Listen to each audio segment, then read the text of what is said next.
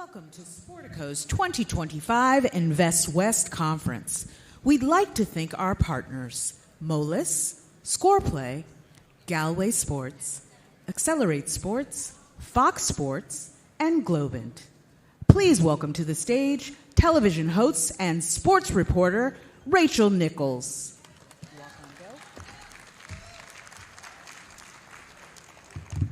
Hello, friends. Thank you. Those of you still grabbing some food in the back, you can definitely bring in all that stuff to your seats, so come on and join us. We are just absolutely thrilled to have all of you guys at the second annual Sportico Invest in Sports Conference.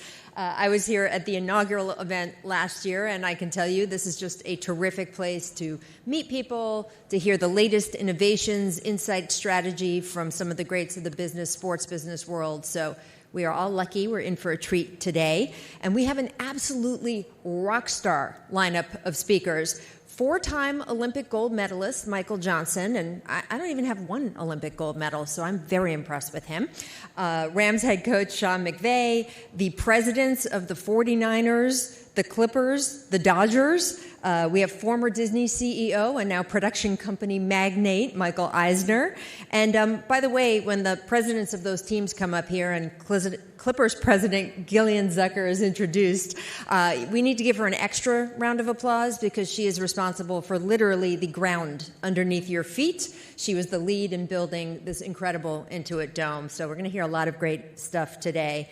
Now, though, we have a real treat. One of our keynotes this morning is Nez Balelo. He is the head of international baseball for CAA. He is also Shohei Ohtani's agent. And with him, my colleague at Fox Sports, Ben Verlander.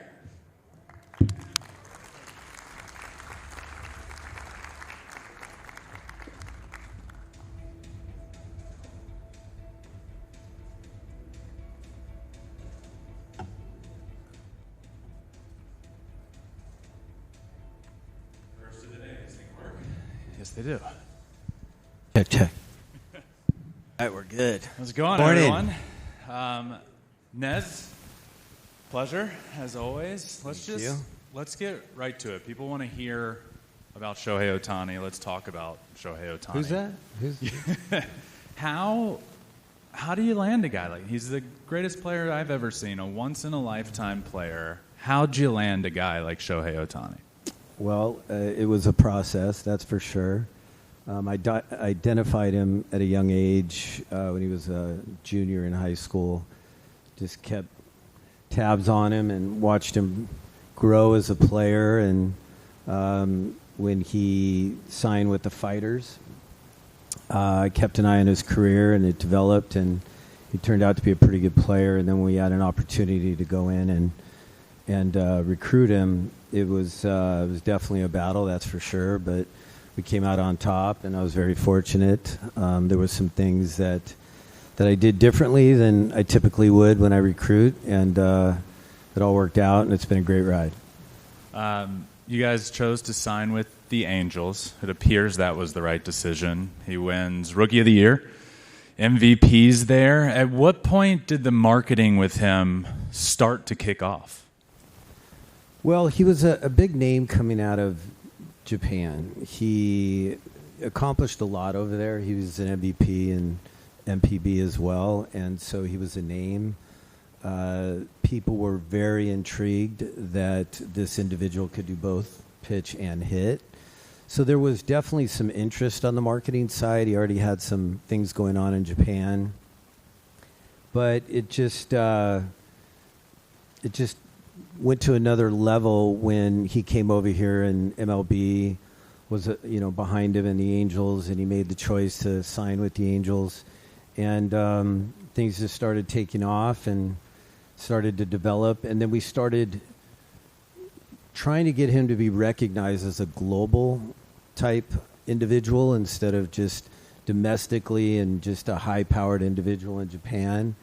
And that's when people started identifying the talent. And then in 21 is when he really turned it into another gear, and he was able to really showcase his skills and pitch and hit, and that's when it really took off. At what point does it, because he wins MVP. He becomes a household name with the Angels. He becomes a superstar with the Angels. And then he signs the largest contract in the history of worldwide sports to play with the Los Angeles Dodgers. At what point in that did the marketing really start to, like, boom? Was it with the Angels? Was it when he signed with the Dodgers? At what point was it like, oh, this is wild?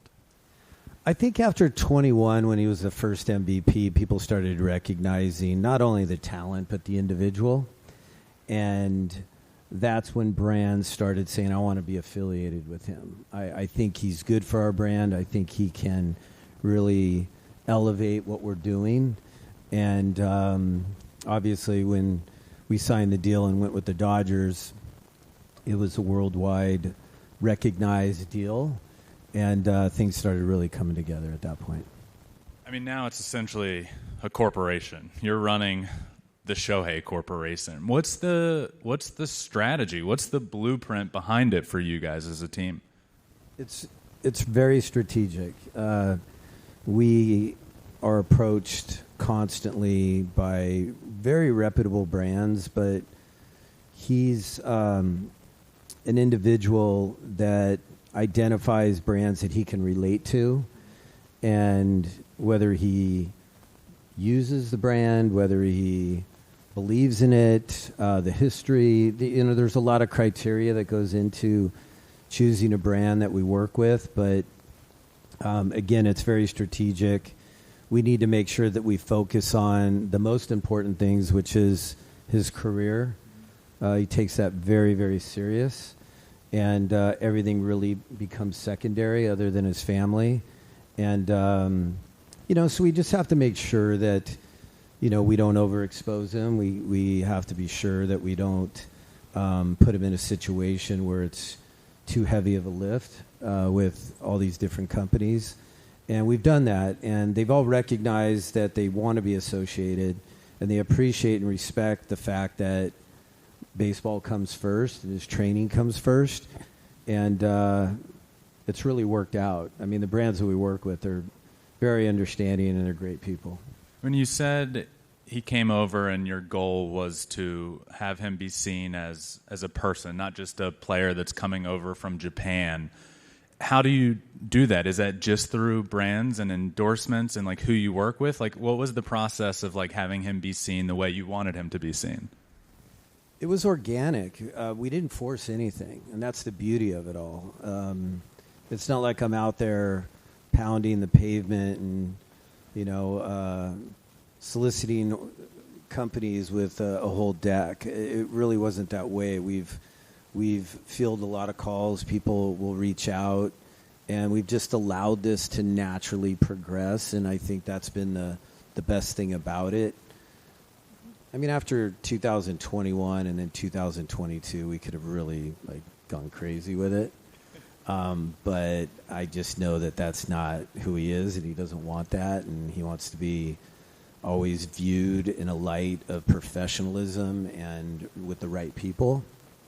And so, again, it's been organic, and it's just naturally progressed to where it is today. You don't need to go knocking on people's doors anymore. You guys got it. No. I saw last year, if you look at baseball endorsements, you'll see this player's $5 million a year, that player's $7 million, this guy's $10 million a year. Last year, Shohei Ohtani, $65-70 million, and reports are that this year's upwards of $100 million. Is that true? Yeah, absolutely. Those are real numbers, and it's been a great ride, and it continues to, it continues to take on a life of its own. I think you brought up something earlier about this a corporation. He really is. I mean, what we're doing with him has never been done. It's unprecedented in the game of baseball. We're doing things with companies that we're just trying to get really creative and do things outside the box, which is really fun. Because when you're able to do creative things and really allow your mind and the company's creative team to really come together with some really fun marketing ideas, it really makes everything really come together and feel right. How do you guys choose what brands and what to do in general. I remember a couple of years ago I got to interview him and got to know you through that process, and I just remember you saying he doesn't do what he doesn't want to do. And the fact that you're able to interview him is like he picks and chooses what he does when he does it, and you guys as a team do that. When it comes to brands, what brands do you choose? How do you go about choosing the right brands?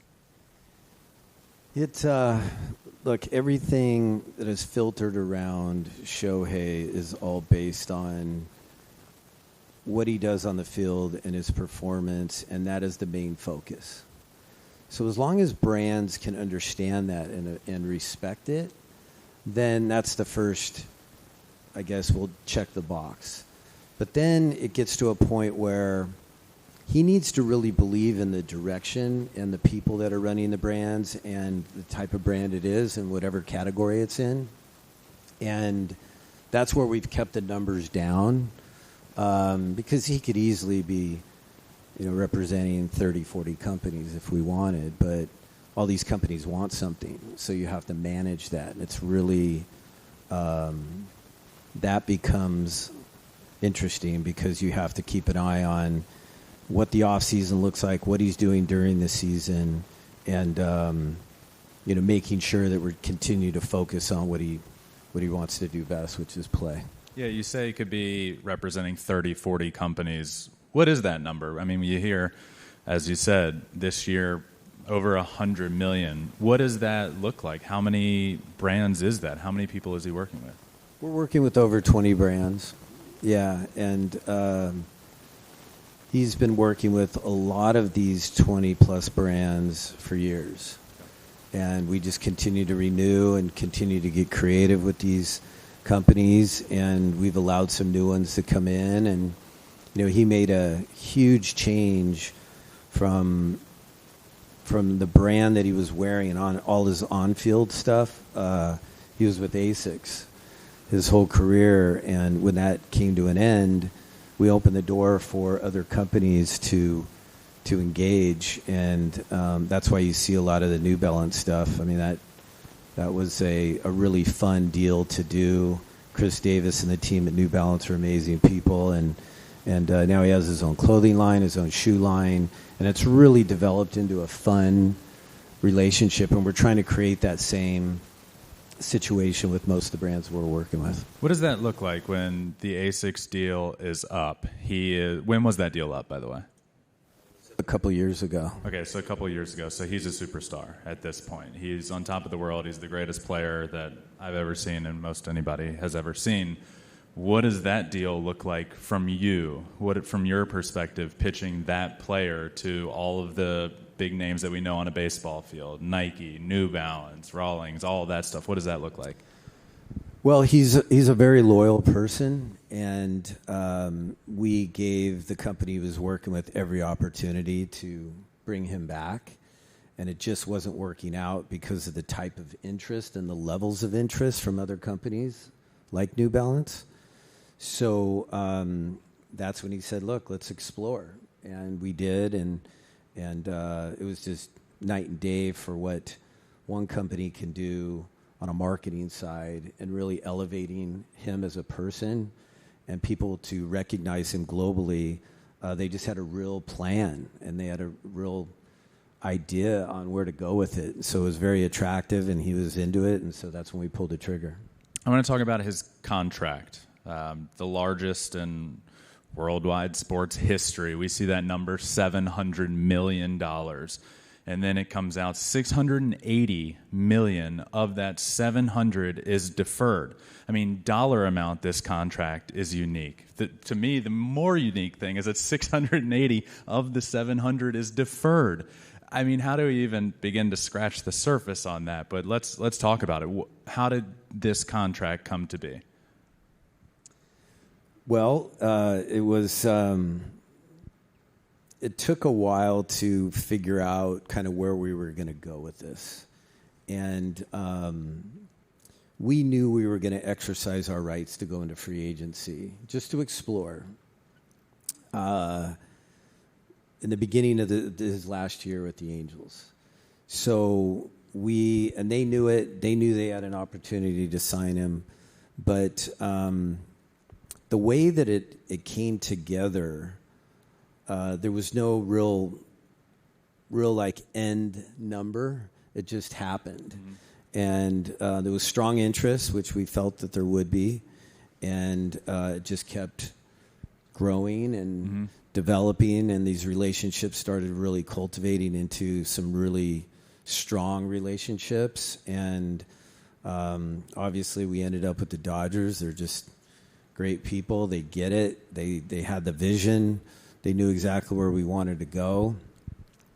And the way the deferred all came together is, this is just who he is. This is the type of person that he is, and that it's a twofold. He knew the marketing leg was doing extremely well, and you already rattled off some numbers earlier. So he knew that it's not about the money. It's more about getting with the team that will appreciate him and understand him and allow him to continue to develop as a two-way player. And the Dodgers just had such a strong vision, and there was a lot of synergy, and we just connected with the way that they wanted to go about this. And then for him to start asking the heavier questions about CBT, which is the threshold that teams have to abide by with the tax, and what that all meant, and what we could do as far as deferred money and how we can keep the team competitive. Because ultimately he wanted to do a few things. One was he wanted to continue the path of being a two-way player. The other is he wants to win championships. And the other is, what do we do to allow a team to be competitive and not hamstring the club by not look, if they would have given him $70 million and that's what he's making, that would have really hurt the threshold to allow the team to go out and sign other players. Yep. And they really did. And they the Dodgers gave us their word. That's what they were going to do. I mean, deferring $68 million a year to keep a team competitive and to go out and win a championship, the plan came together. And we hope it continues. But if we had to do it all over again today, we would have done it exactly the same way. Yeah. Like, we would have chose the Angels back in the day. It was the right place with the group and Mike and the whole team over there. They gave him an opportunity. They stuck with him. He had a tough spring, and it was the right home for him at the time.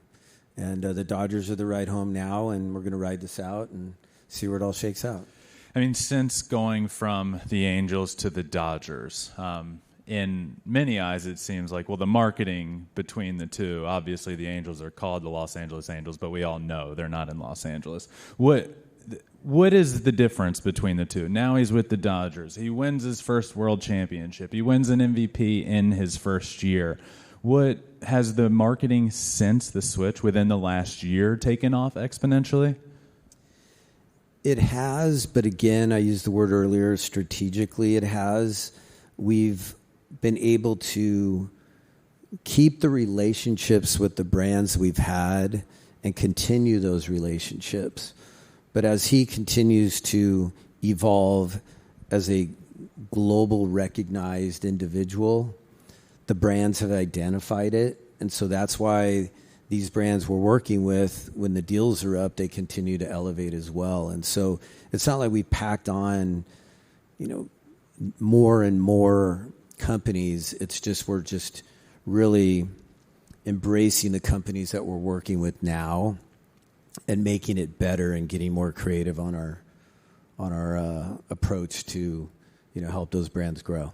How has it worked with the Dodgers specifically? You go to Dodger Stadium now and you see Japanese brand partnerships everywhere. Is that new since Shohei has arrived as well? Has that been a new thing, or is that somebody that they've continued to work with over years? Well, the Dodgers have always done a really good job on signage and recognizing companies from outside domestically. But him coming over, and this was a part of the plan, and this is what was recognized, and this is why we felt he had such a strong vision. They really got it. And, I had to do a lot of due diligence. I had to do a lot of preparation getting into this contract.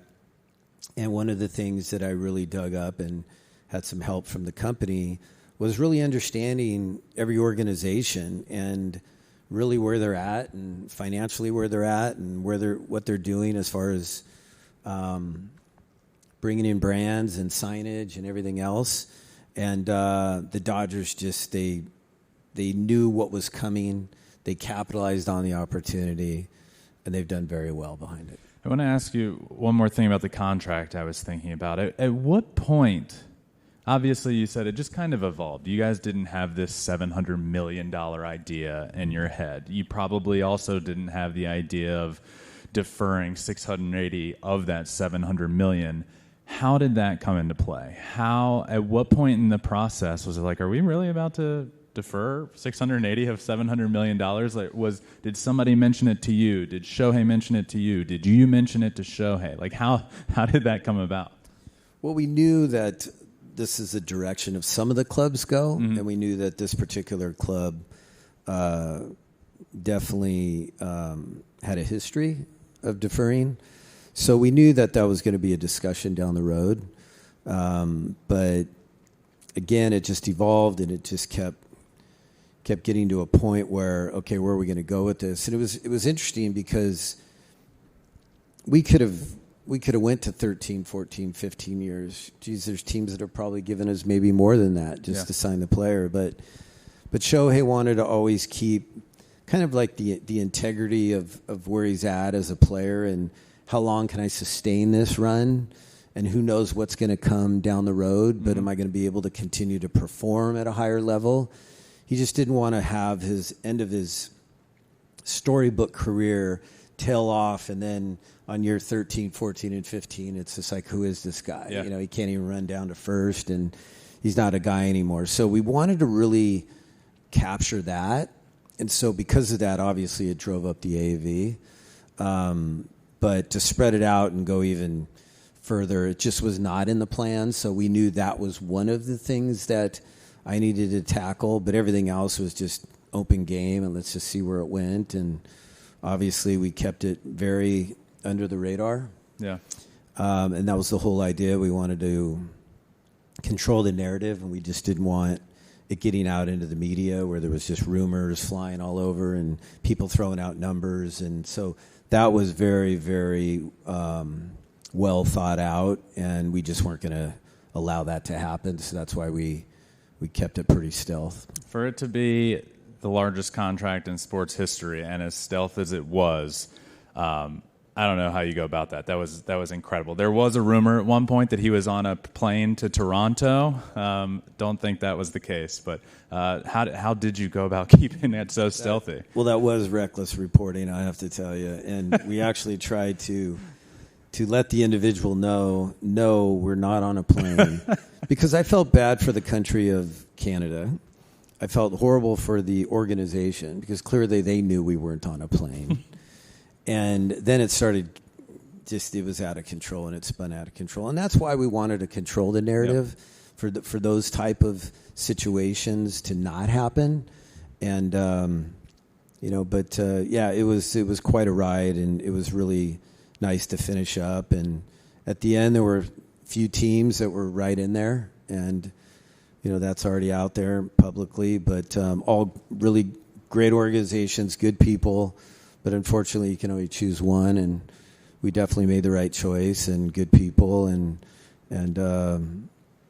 we're off to a great start. I mean, last year, doing what he did, the brands recognizing his talent and him as a person and growing, and then being able to win the MVP and a championship, it was a pretty cool thing. I think all the right decisions have been made along the way, and that is not easy to say when dealing with a player and a person like him, and a lot of credit is due to you, my friend. So thank you. Thank you for doing this as well. This has been a lot of fun. Thank you very much. Thank you.